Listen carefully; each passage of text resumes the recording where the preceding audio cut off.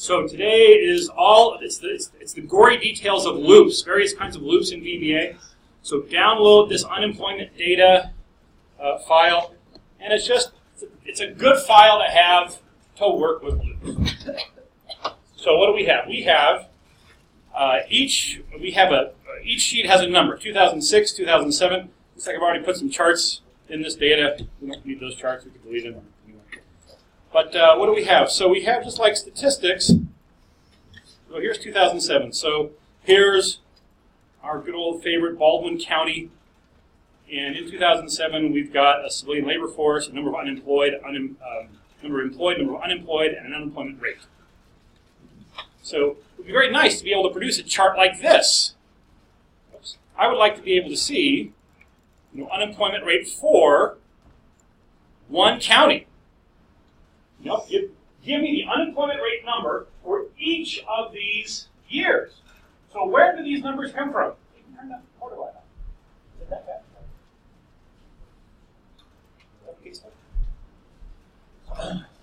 So each one of these numbers on this worksheet comes from somewhere. Where is, if you're describing where's all the data for that chart, where is it? Each sheet. Yeah, there's one number on each sheet.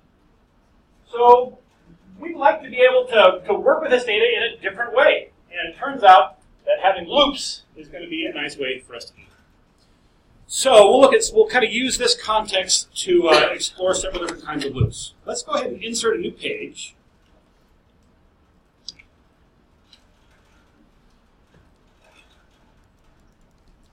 All right. And I want that all the way at the front, just so I have it there for me. Let's call this charts. So the idea is I want to bring the data on here for one county. We'll just work with unemployment rate. I want to bring the unemployment rate, the numbers, so 2006 through 2000, whatever we have here, 2015, I think. The name of the county, and then the unemployment rate for that county. So let's go ahead and get some code going. I've got a module here called mod loops already. We can just work there in that module. So let's do sub import data.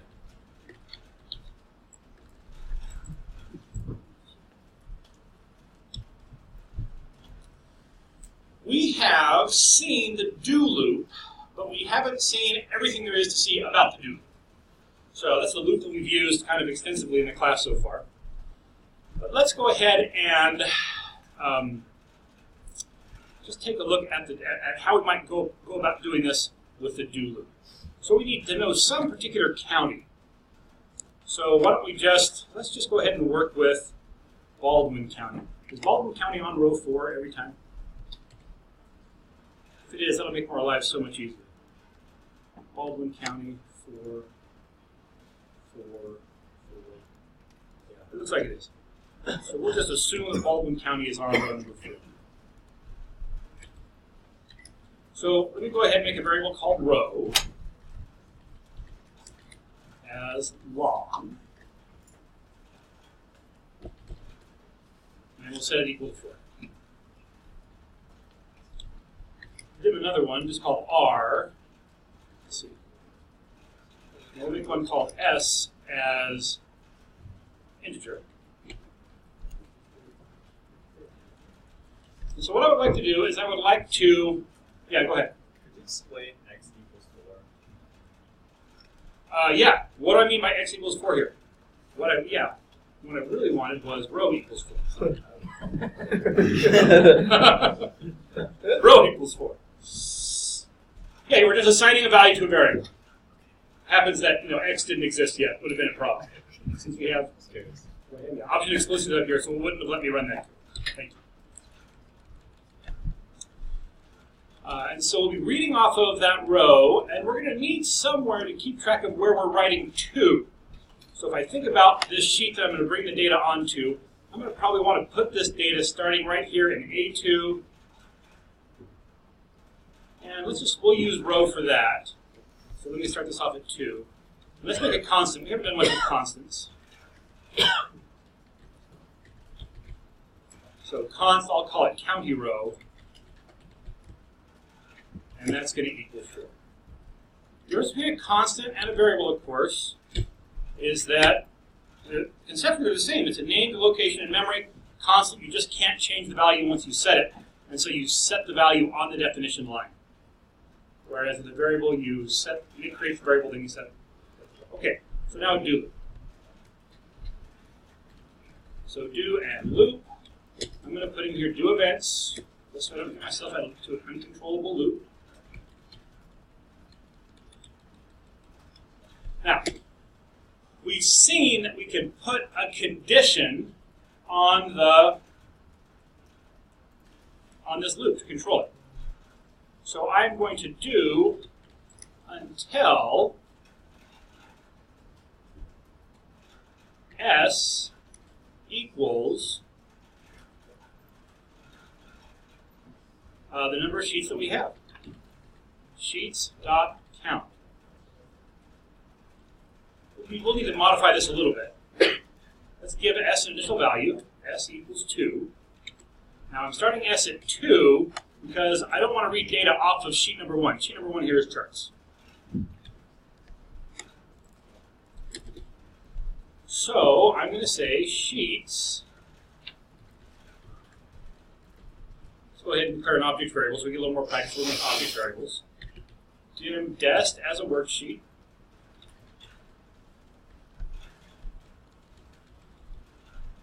Set dest equal to worksheets and one named charts. So now, instead of having to say worksheets.charts.cells equals something, I can just say dest, destination sheet, dot cells, row, column number 1, dot value equals. Okay. So now I got to figure out which sheet I'm after.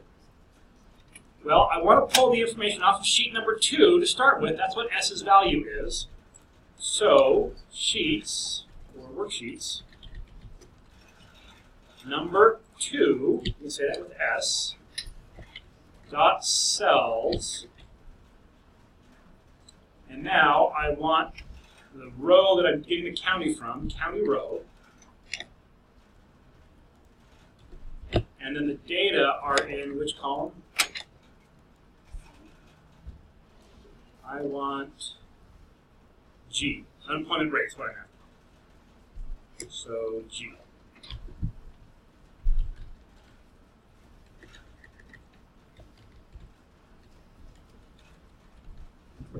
Now, I would like also to put the year into, actually I want this to go in column 2, and I want column 1 to have the year that we're after. So how am I going to figure out the year?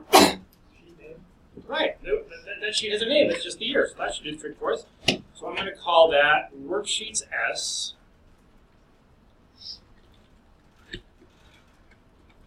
dot name.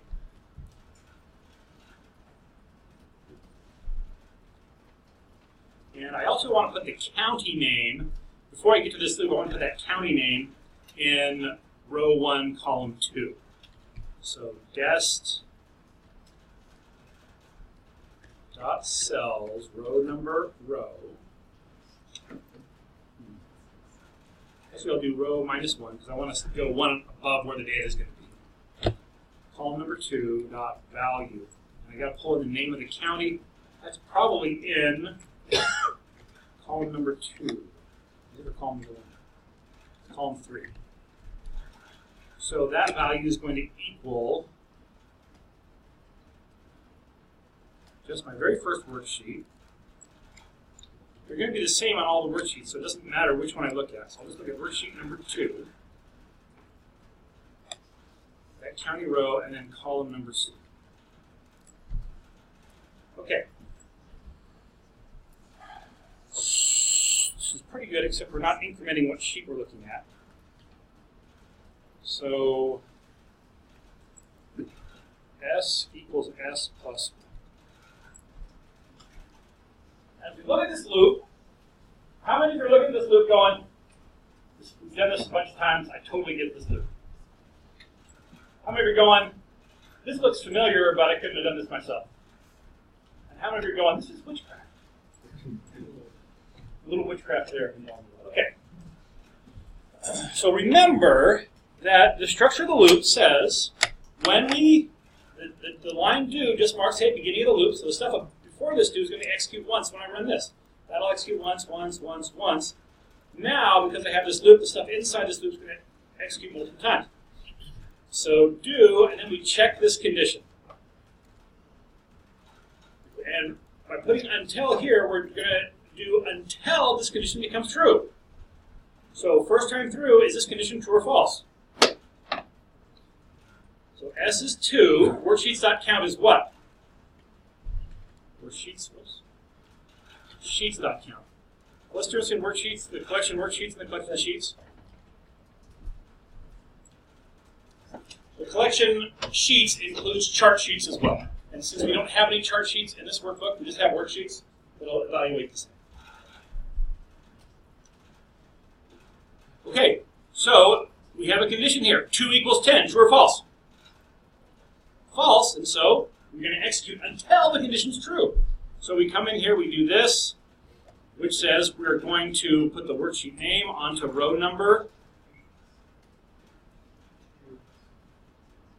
2. I got to increment this as well. So we'll do row number 2. Column number 2 is going to take the worksheet name. Now, when S is equal to 2, our worksheet name should be 2006. So that should put 2006 right here.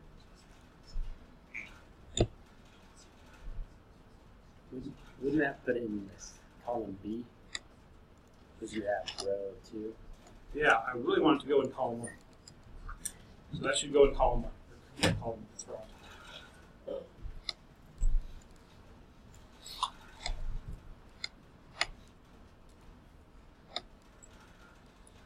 So then the next line, same location except looking at column 2 instead of column 1, so that's where we'll be putting the value. That's going to be our same worksheet. Now our county row is 4, so we're looking at row 4, column number G. We're pulling the value from that, and we're putting it right next to this. So if I go look at that, oh, here it is, it's kind of small.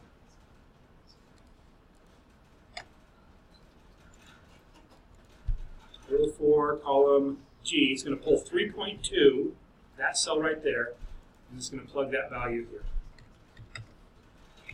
Okay, so the first time through the loop, not such a big deal. So now S gets incremented. And so now instead of looking at the first sheet, when we come back up here to the top, we're now going to say S is now 3. Is 3 equal to sheets.count? Nope. So we continue to go on. We're now looking at sheet number 3. We're pulling the name. And where are we writing it? Yeah, we haven't changed that row yet, and so that would write it right here on top of this. So we're going to have to increment the row as well.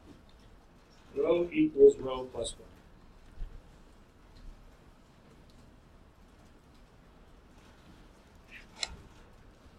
So now the first time through, the row will get moved to 3, S will get moved to 3, and then we'll write that same pair of values out to the next one. And we'll continue to write those pairs of values out until this condition becomes true. So I'm going to go ahead and put a breakpoint right here at the loop. So it doesn't supposed to be until sheets.count plus 1, otherwise it's going to do that. Let's find out what it does. We'll watch it and then we can adjust. So that should, I'll go ahead and erase these. And this should then run, bring in those first numbers, put Baldwin County at the top, 2006, 3.2. Click play again, it should run until it hits that loop statement again. Brings in the next values. And you may remember 2008, things went kind of bad, and so we'd expect unemployment to go up. So we did in 2010, we start to recover and come back down, 2012, 13. We only made it to 13. So why did we get out at 13? So let's think of it when we printed, so we printed when our row was number 9. So row is 9. We printed out sheet number 9. We then added this, made it 10. Took this back up here to the top of the loop. S equals, do until S equals sheet count. Sheet count is what? 10. S is 10. And so that lets us out. Now, how many do we have to get here? 14. Sure. 2014. Yeah. Sheet number 10. Oops, I just made a new sheet.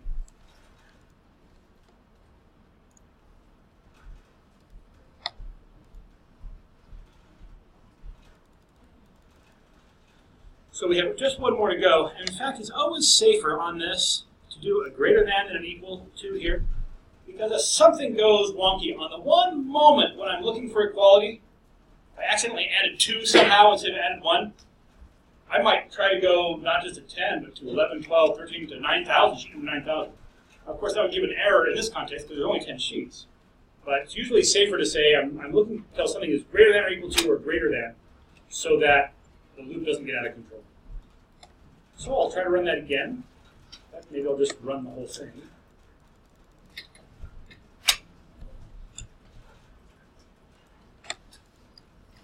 I don't remember deleting those cells. Okay.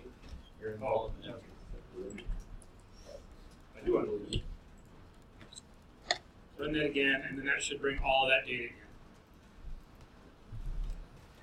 Now, yeah, go ahead. We should go up. I think I missed something with counting row. It's not. Did you do that or something? Yes, we made it constant. Okay, that's what I. Constant county road equals what?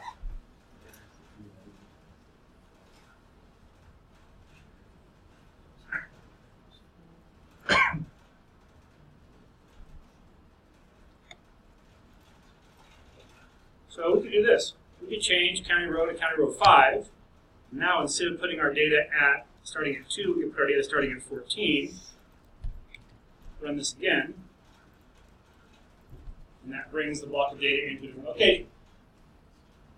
And so that's the nice thing about loops, is that if I change just a couple of parameters, we can make this a little, bring in multiple data. Whew.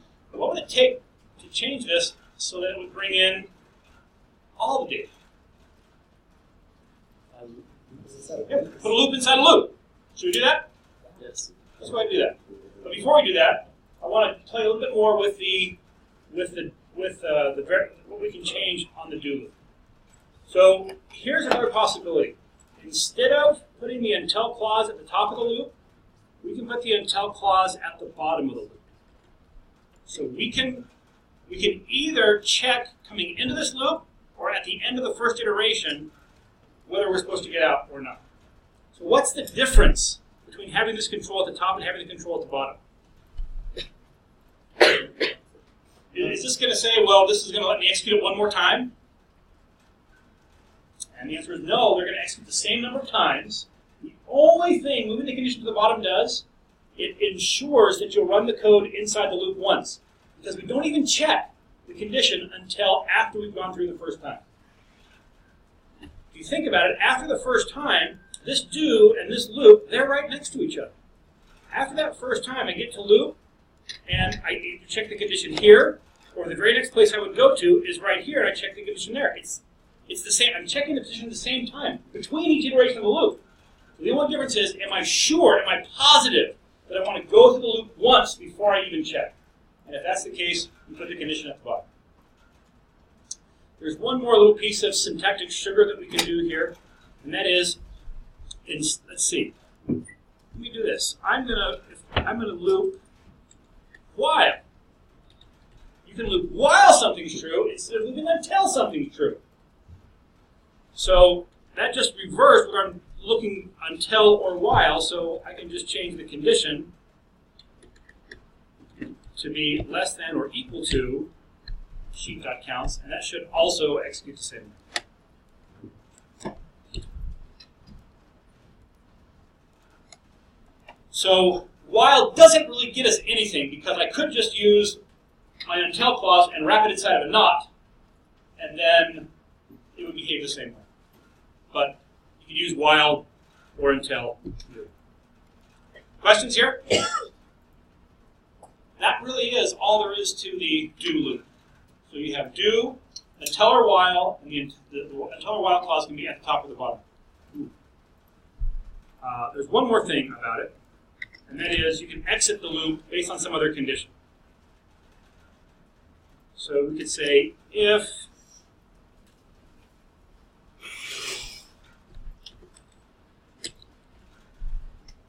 the worksheet's value is equal to something. Let's go one column over. Let's say I want column number.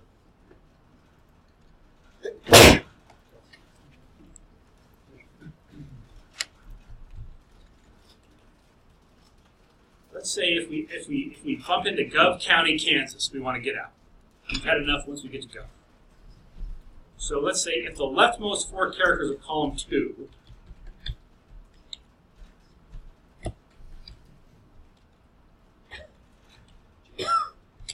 is equal to Gov, then we'll do something. What are we going to do? We're going to exit do.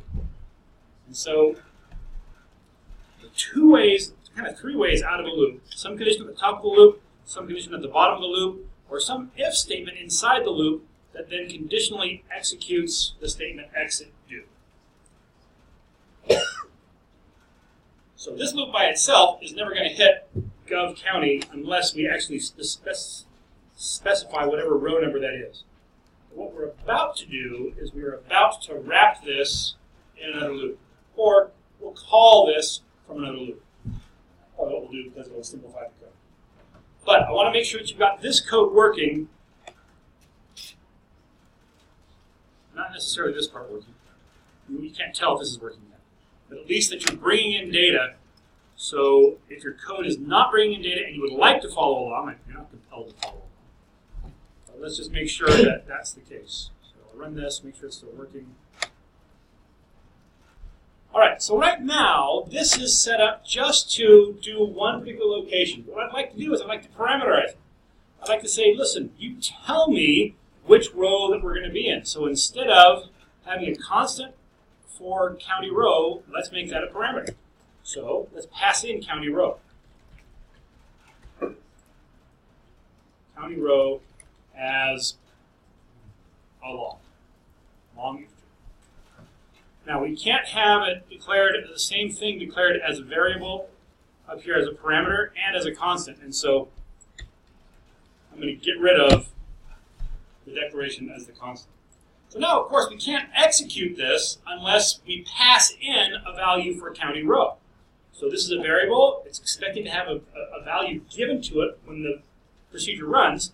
So we can no longer just execute this. In fact, if we try to hit play on this, we'll say, what do you want to play? You can't play this because this takes a parameter.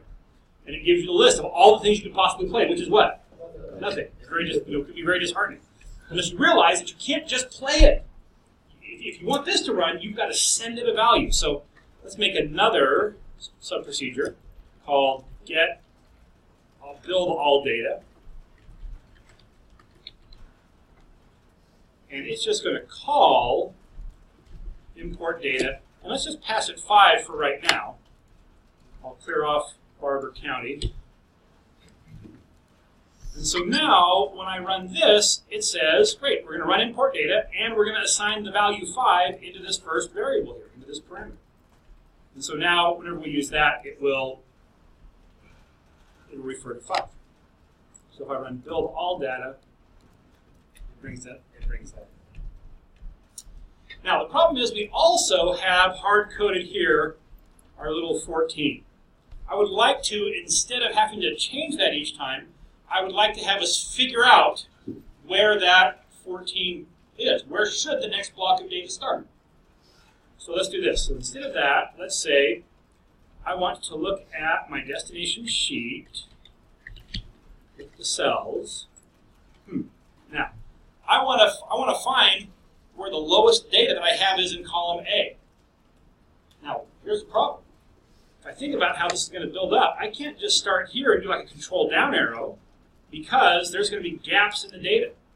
So what should I do? Let's go all the way down here and do a control up arrow, and that will find that last data. So it turns out I can ask how many cells there are, how many rows there are in the worksheet. So let me just come here and say, question mark, rows dot count. And so I can either hard code this number in, which I prefer not to do, or I can just tell it to go figure out how many rows there are. So I'm going to start at row number, however many rows there are, column number 1, and from there I'm going to say end XL up. And I want the row. I'm asking for the row of that particular cell. This is going to refer to this will refer to a particular cell. So start at the very bottom, come up until it bumps into something and it's referring to that cell. There's a property called row, which tells me the row number of that cell. And I'm going to want a little more space in here. Probably, if it gives me a 10, I want to add 1, 2, 3, 4, or at least 3 onto it. Let's add 3 onto it. So I'm going to set my row to start out at where the last data are in column A plus 3. So now if I delete Barber County out of here, and call my build all data again, it brings Barber County in now starting right here, giving me just one blank row between the data that I'm going to launch. So since we last had a little break, we have done 3 things. One, we've built this build all data that calls import data, passing me the value. Instead of having the row hard-coded, it calculates where the data should go for this iteration. Just put it on the bottom of the last data.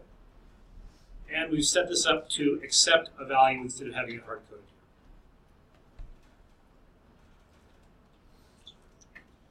All right. So now we will make this go a few more times.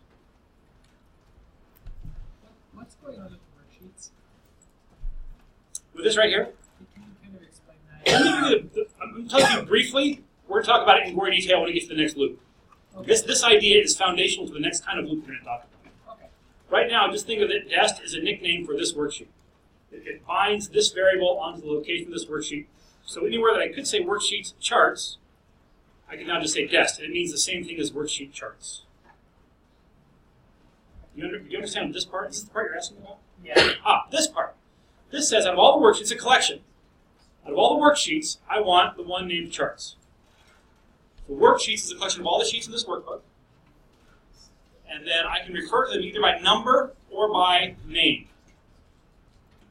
So if I said, I wanted to print worksheets sub 3 or sub 2 dot name, tell me that's sheet number 2006.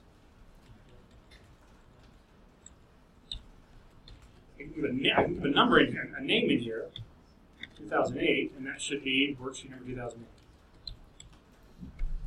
A little bit weird having the names be numbers themselves. Because it's a string, it sees it as a name. If I just left it there as 2008 without, I don't know if it'll figure out what I'm talking about or if it'll tell me there's no, my guess is it'll tell me there's no worksheet number 2008. Yeah. Even though as a name, if that's a string, it knows what we're talking about. Okay. So let's just look at the for loop. Again, we've done the for loop a couple of times, but let's just go ahead and see the full syntax for it. For the for loop, unlike the do loop, the for loop requires a variable. It's called the control variable. It's got to have a variable integrated into its operation. It's specifically designed to manipulate a variable. So let me dim x as long. Just any numeric variable. And then I will say for x equals 2. Let's just go and I'm just going to take a peek and see where our data ends up then. 3,275.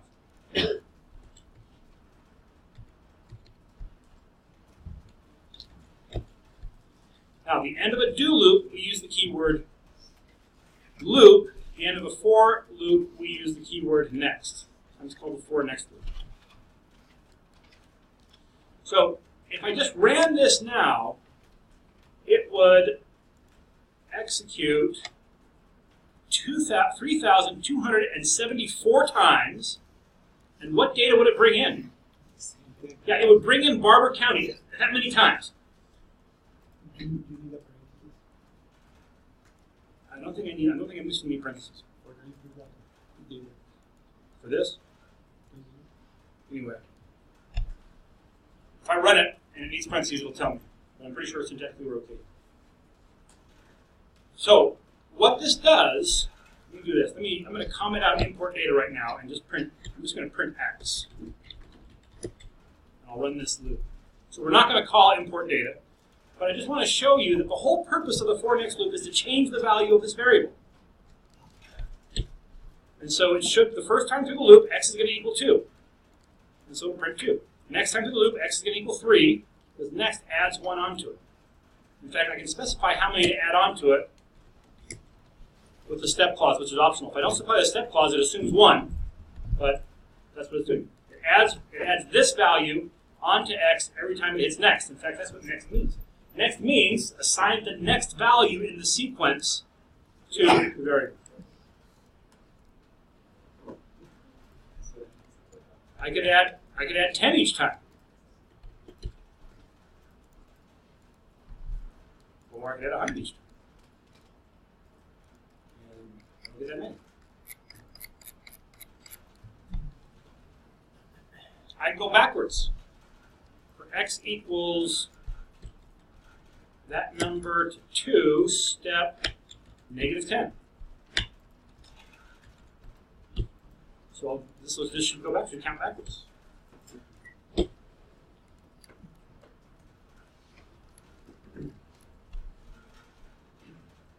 Questions? Yeah. So those numbers are like the row, right? Like the row number 275 to row 2. Step. So the question is, these numbers are like the rows. And the answer is, at this point, as far as this loop is concerned, all they are is numbers. Now, the reason I'm choosing those numbers is because I'm going to want to send X to import data.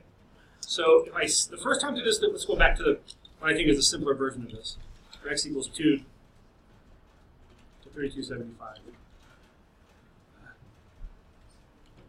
For X equals 2. So the first time through the loop, X is going to be 2, so I'm going to send 2 down here, and it's going to pull for me whatever county is in number 2.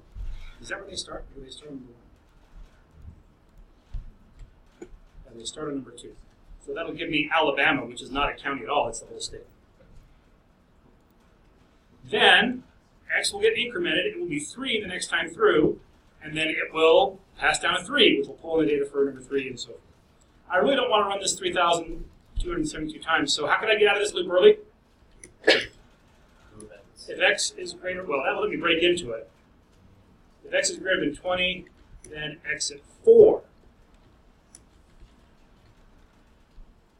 And it's never a bad idea to put a do events loop in. Well,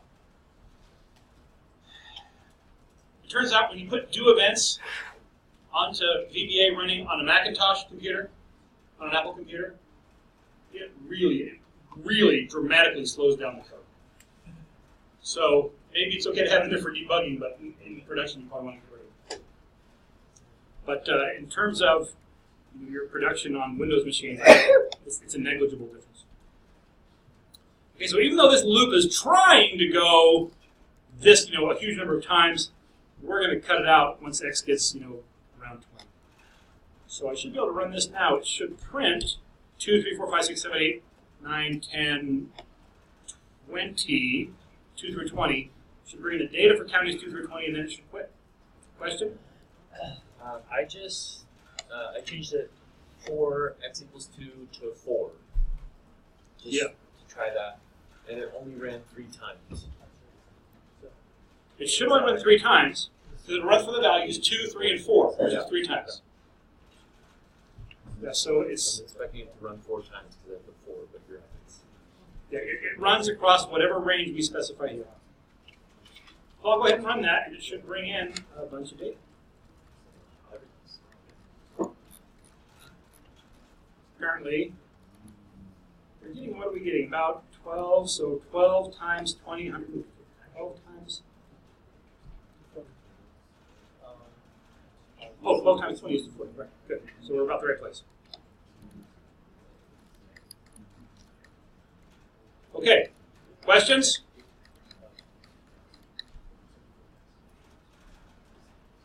Yeah. So when I ran my code, it didn't take Baldwin first from Alabama. I got the same thing. I think What am I doing? That's right.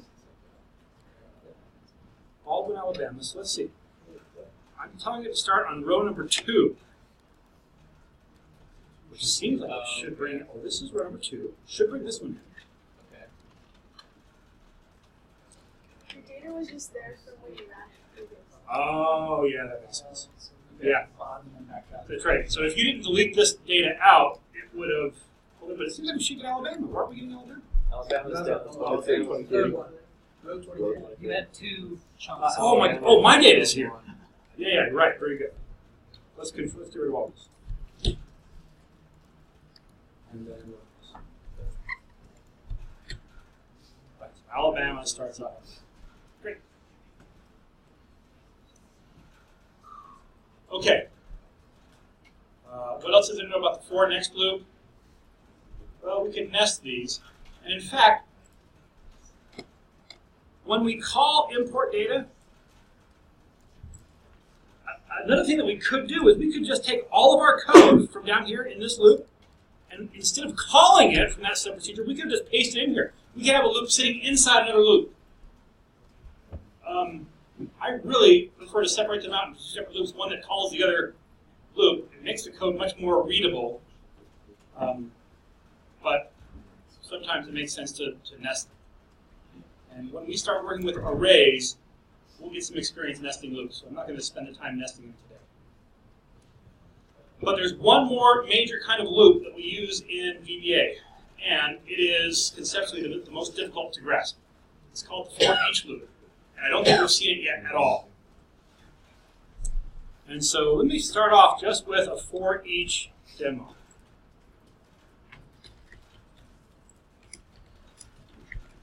Sub ForEach demo.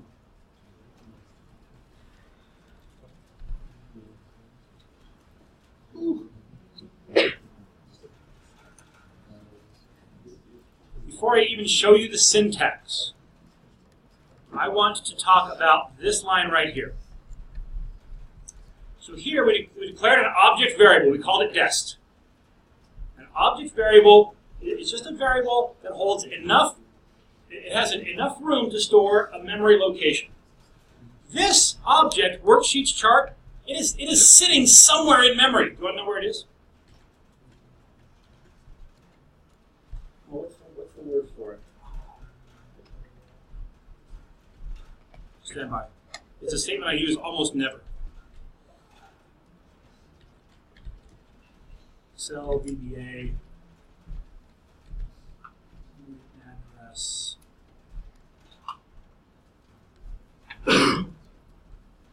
Terminals. This should do it. OBGPTO.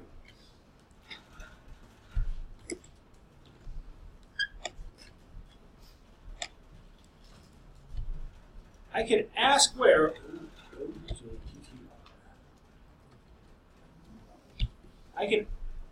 The object pointer, if I pass it a variable, it will tell me the memory address where that object is in memory. That's where it is. I'm virtually certain that if you execute that same line of code on your computer, it will be a different number. Because it's just what memory happens to be available and allocated for that particular worksheet to be, that object to be put into memory. That thing to be loaded into memory so we can refer to it. Has anyone else executed it and verified you have a different number there? There should be a different number. It would be a crazy coincidence if any two of us in this room had the same number. It's not a crazy coincidence. It would be a coincidence. A big coincidence. So the point is that every object is loaded somewhere in memory.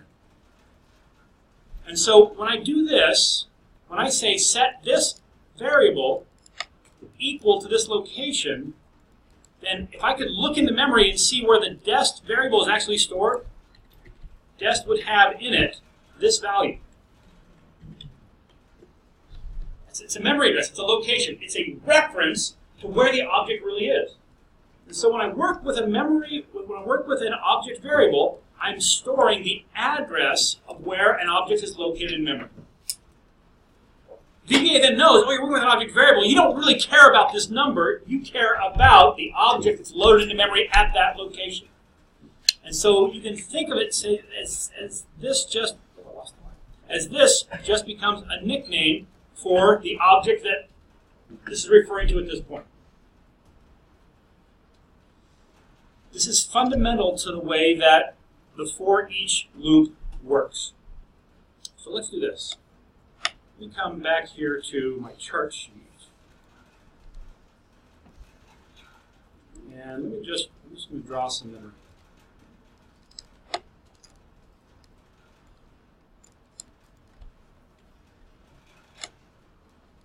Give myself some colored memory.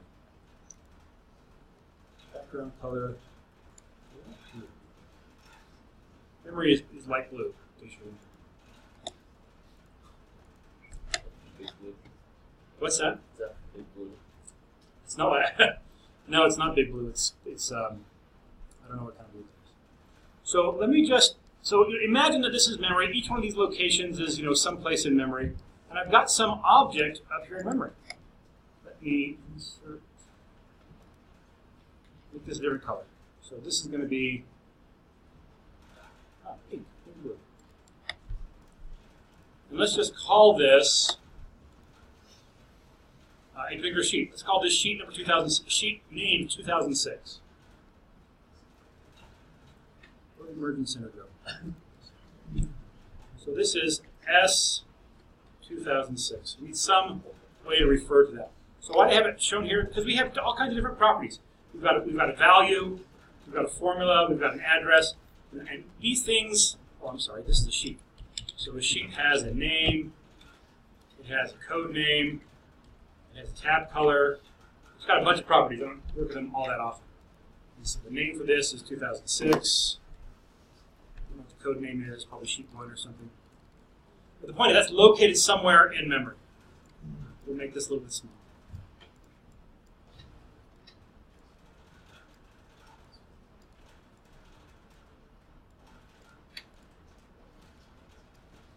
All right, somewhere else in memory we've got the other sheet. We've got sheet number 2007. It is 2007. We've got, let's do one more.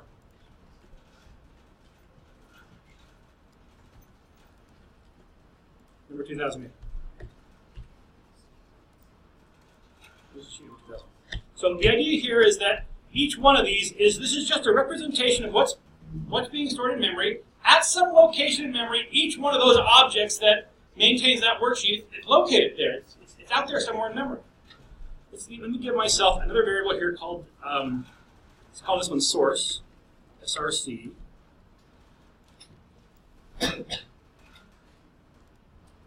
Also light pink. Okay. Go ahead. I'm just wondering, the difference between an object and a variable is just one value, and an object can put multiple values, or what's the difference between? So question is, what's the difference between an object and a variable? Variable's a nickname for a location in memory, and in fact, there's one value that I'm putting there in that location. An object is a more complex structure. It's also loaded into memory at some particular location, but objects aren't just a value. Objects have properties and they have methods. So it's like having a bunch of variables all together that I access through a different notation. So if I were to say, if I have this variable here called source, and I say I want to set source equal to worksheet 2008, then whatever memory address where this thing is, that's what gets stored in the source variable. It is just like, we can just think of it as the language we use is a reference. It is a reference to that location in memory. So when I say bind that on, that's not so good.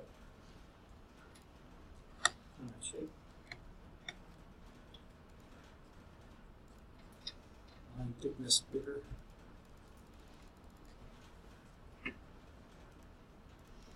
So if I were to say set source equal to sheet 2008, then this variable just refers to that object.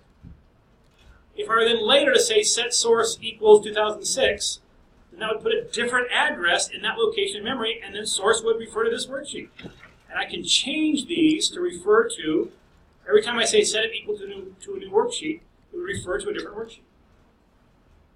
So let me first do what I'm about to do with the ForEach loop, just with a regular for loop, where x equals 1, 2 sheets dot count.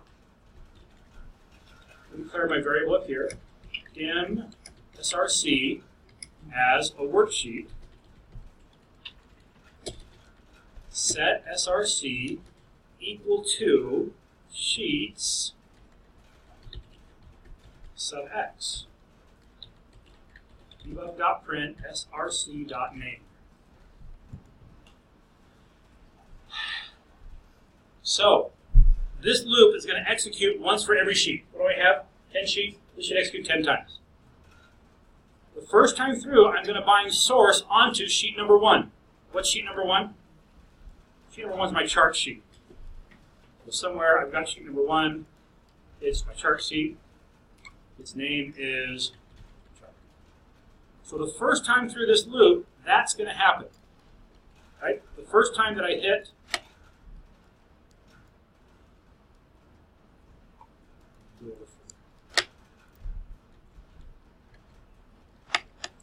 when sheets is 1, this is the number 1 sheet in my collection. When I say source equals sheets x, it's going to bind source onto here. So when I say print the name of source, what's it going to print? Charts, yeah, whatever the name of that worksheet is. X will then go up to 1, we'll go 1 more. And it's going to bind it onto chart 2006. And it'll print the title of that one. I don't ever have to say 2006 because I'm binding that chart, that variable, onto the chart, onto that sheet. And then it'll bind it onto this one, then it'll bind it onto this one, and it'll each time through that loop, it's going to bind down to a different location.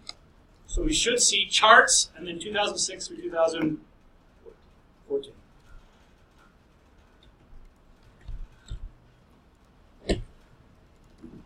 And there it is. Okay?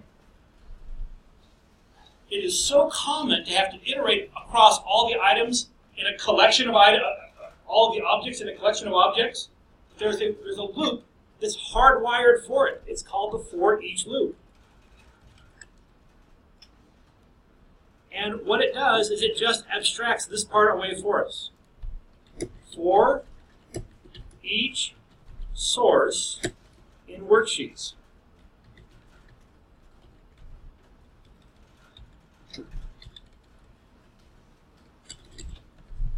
These two loops do exactly the same thing. In this case, you see me explicitly binding the object variable onto the object. The ForEach loop does that for me. And so instead of me having to say, have some variable that counts up and then uses that number to identify the item in the set and binds the variable onto it, it happens just as part of the loop.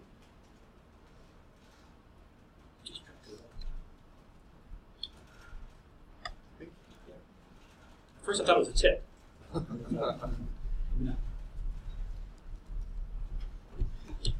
So let me do this. I'm going to print a string here. I'll call this for next, and then I will print the other one for each.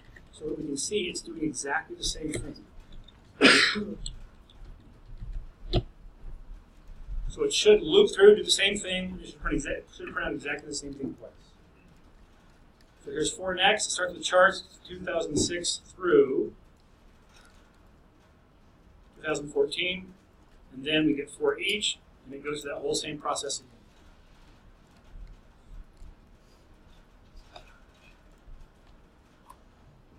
That's the for each loop. We can do lots of different kinds of collections. Let me declare another variable up here, cell as a range. For each cell in, well, it would take a long time, but we could say in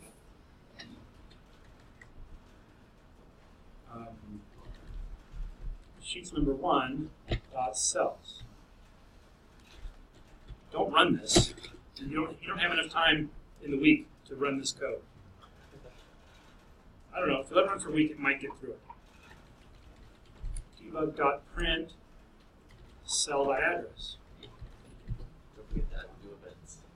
Yeah, we want something in here. Okay, do events.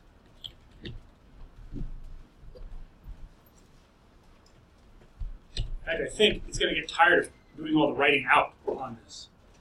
But this should print the address. So it's going to bind the cell range object onto the first cell in this worksheet. What's the first cell? A1. But what's the second cell? E1. It's going to go across the rows and then drop down to the next row and across the columns, drop down to the next row and go across the columns again. Still on row number 1. It's taking a while to get through row number 1. I think rows have 3 digits. Am I on 3 digits already? Yeah. I don't have 4 digits. Oh Now- my gosh. Now I'm on 3 digits. Still going across that first row. No, you're on the second now. Oh, I'm on the second row. Went back to the beginning. Very good. So take that line times 1.4 million. Yeah, you don't have enough time this week to let that code run. Fortunately, if you have a break key, or you can pause by clicking on the little pause button. So it might be more interesting to do selection. And then if I've got something selected, and I run that code, it should just now, the collection is all the cells in the selection, so it should start off with I1, J1, K1, L1, and so on. How to get to Earth? It was just where the cursor was.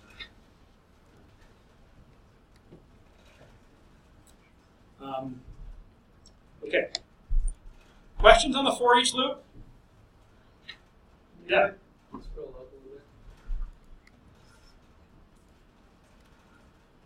There's all the code for this example. So with the for each, you can get rid of the x variable, right? That's right. So we can get rid of this block now. I want kind of leave it in here for the example. Yeah. But that's right. We don't need an x variable. That's the whole point. We have an object variable that's going to be bound onto each one of those objects individually as we get ready to the loop. The for next loop takes a numeric variable and it counts it up by 1 each time. The for each loop takes an object variable and it binds it to a different object in whatever collection you specify here each time.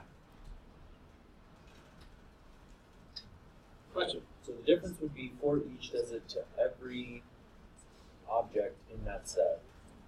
With the for, you can step it, right? You can step by 2 or 10 or 5 or whatever you set. That's right. And so the question is, so this is a little bit, the for, first of all, is there anything that we could do with the for each loop that we could not also do with the for next loop? And the answer is no, because we could do exactly this. All the for each loop is doing this step automatically without us having to do it. But we have this ability to go every other one.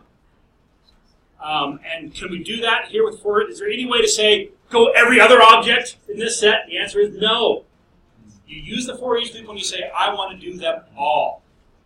Well, you could exit early. If you get to a certain one, you can stop.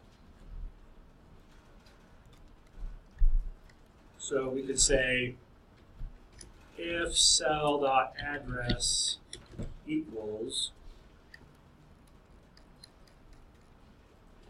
I don't know that high. How about just EP3? You're not going to get there during the selection, so you only go to column L. Oh, thank you. And exit 4. All I have to do is select everything. Okay. So now that should. Oh. Oh no!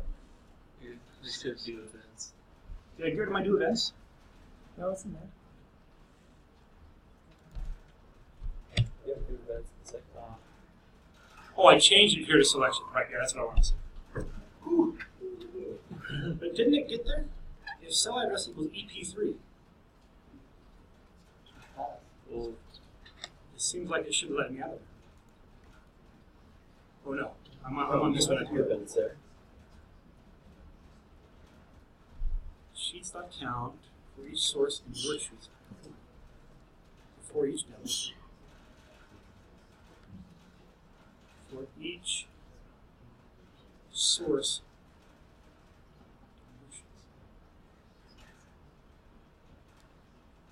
Print for each. Let's print those names off. I feel like I've deleted it. Lost the name of it. No, so it was printing. You just had your cursor up. That's why it's on the EOP3. I don't think so.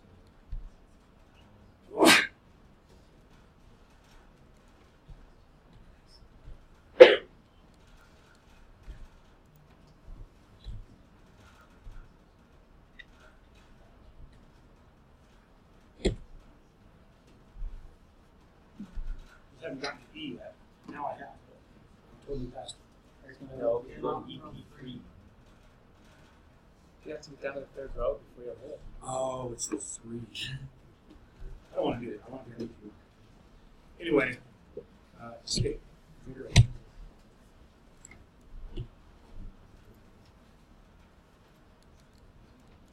There we go. That's about how long I wanted it. Got to EP once. Okay. Let's look at one more use of the ForEach, kind of one more collection to look at. I've got some kind of charts. Kind of built onto these sheets here. I don't even know which ones I have. What I'd like to do is I would like to say, you know what? Clean all the charts off of this workbook. It's just supposed to be data. Clean all the charts out of this whole workbook. Let's do that. Not just all the charts. Let's delete every shape. You've got a button on there or a square. We just want to get back to the data.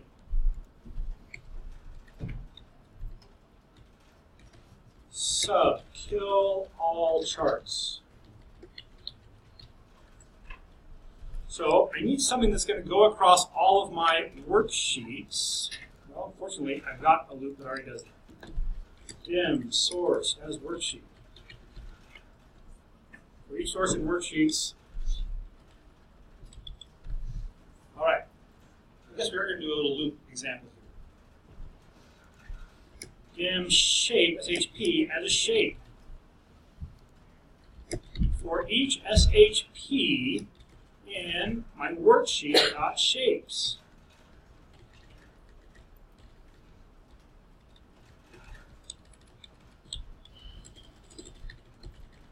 Debug dot print src dot name comma shp dot name. So for every shape I have in the whole workbook, this should now print off the name of the sheet that it's on and the shape, the name of the shape. Shapes get names. They're usually weird names like chart 2. But it does have a name. And so if I run this, it should print those off. It's like I have 3. Oh, that's right. I have a straight arrow connector that I drew on my chart shape. I have a chart called chart 2 and a chart called chart 1 on these 2 sheets respectively.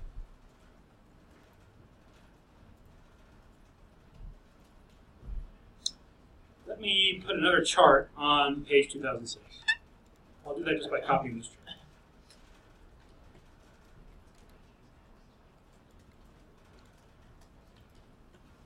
I think I'm going to copy this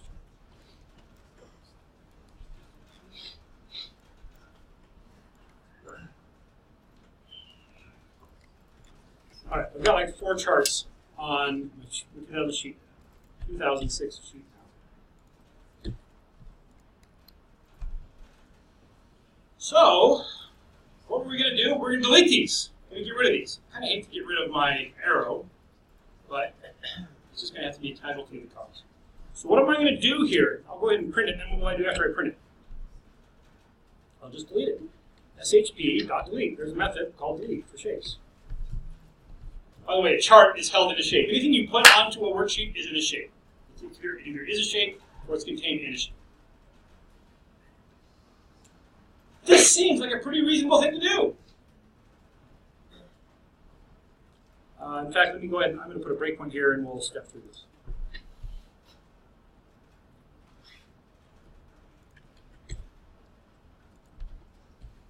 All right.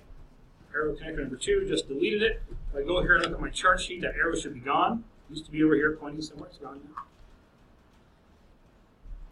Now I'm on chart number 2, deleting it, no problem. Chart number 3, deleting it, no problem. Chart number 4, deleting it.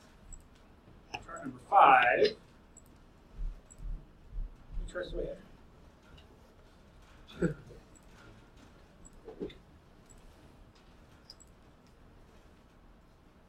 Each shape. Yeah, there's no shapes on those other sheets. So we went through. It looked like I did a pretty good job. Let's come back to sheet 2006 and see if we get rid of all of them. I'm not expecting there to be a chart. Never mind. When I said there'd be a problem, I was wrong. No problem. Beautiful code. Questions? Okay. Listen, I think I put a note on the homework. You've got a project due Monday. It is the 13-digit ISBN validator. It is pretty similar to the 10-digit ISBN validator, but a different algorithm. One thing we didn't look at in the 10-digit that you'll need to know for this one is you'll have to be able to distinguish between an odd number and an even number. How can you tell the difference between an odd number and an even number? The remainder we divide by 2. So mod, if I have 11 mod 2, that will return 1. And all odd numbers will return 1. All even numbers will return 0. And so, you've got a variable, you know it's a number, you want to know if it's odd or even, mod is your friend. Questions? So we're gonna have to make us use the X at the end, because we did an ISBN validator. Oh, the question is, do I have to deal with X? We didn't ever handle the X in a 10-digit ISBN validator. The answer is, 13-digit ISBN validators, you have only numeric numbers to work with. Okay. So you don't have to worry about the X for that one either. So I don't feel too bad about not getting to that in class. Okay. All right, thanks for coming. Class dismissed.